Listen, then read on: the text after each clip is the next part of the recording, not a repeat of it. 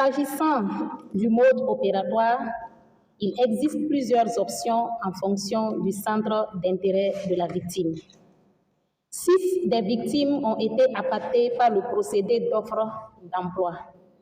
Elles sont toutes passées par Tita dans le Sangué avant de se retrouver au Ghana. Ce réseau de Tita était entretenu par le nommé Ido Seydou. Ce dernier, par l'intermédiaire d'autres victimes, les a fait croire qu'il avait la possibilité de les faire recruter à des emplois bien rémunérés. Pour ce faire, il leur demandait de se rendre d'urgence à Tita pour un entretien d'embauche. À l'issue de cet entretien, qu'il prenait le soin lui-même de conduire, il déclare votre candidature acceptée et vous invite à payer la somme de 575 000 francs CFA pour une formation. Une fois la dite somme versée, le nommé Ido Seydou leur présente le network marketing, qui n'est rien d'autre que QNET, en lieu et place de la formation attendue. Ayant déjà perdu leur argent et ne sachant que dire aux parents, ils sont restés à Tita pour mener l'activité de QNET. Suite à la mesure d'interdiction de l'exercice de l'activité QNET au Burkina Faso par le gouvernement le 10 juillet 2024, le nommé Ido Seydou s'est rendu au Ghana et les a invités à le rejoindre.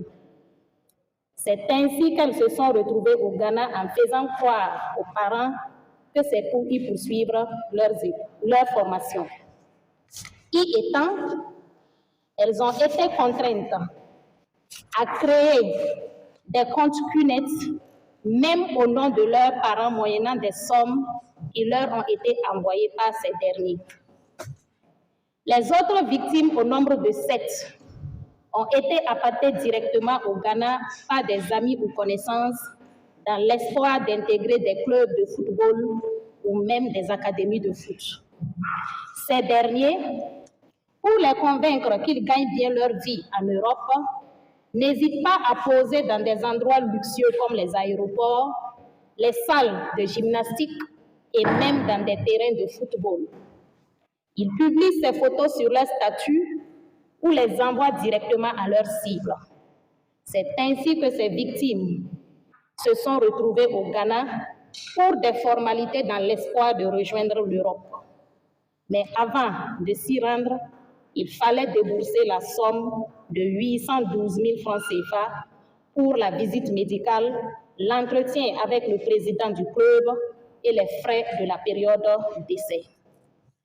Après le versement de cette somme, elles sont invitées d'urgence quelques jours après au Ghana au motif que leur intégration est validée.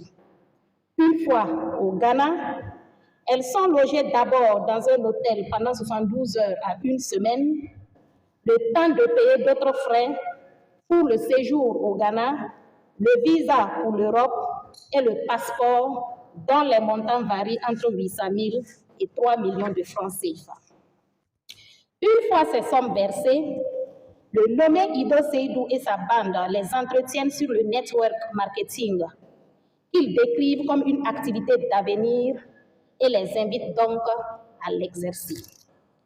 Face à leur refus d'intégrer ce réseau, ces victimes sont séquestrées dans une maison à Olébou, à Accra, dépouillées de tous leurs biens avant de se voir confisquer leur téléphone portable dont ils prennent désormais le contrôle.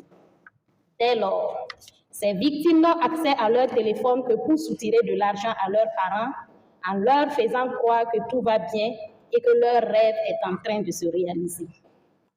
Les leaders de la bande les obligent à suivre une formation de vente en ligne pyramidale pendant des heures interminables pour leur enseigner les techniques d'escroquerie en vue d'appâter de nouvelles victimes. N'ayant généralement pas le choix, face aux pertes déjà subies et aux mauvaises conditions de vie qui sont désormais les leurs, le tout dans l'espoir de gagner leur vie, ces victimes s'adonnent aussi à ces pratiques. Il est à noter qu'au-delà de ces deux modes opératoires, les appâts sont diversifiés et se font en fonction du centre d'intérêt de la victime, comme l'a si bien dit Monsieur le procureur.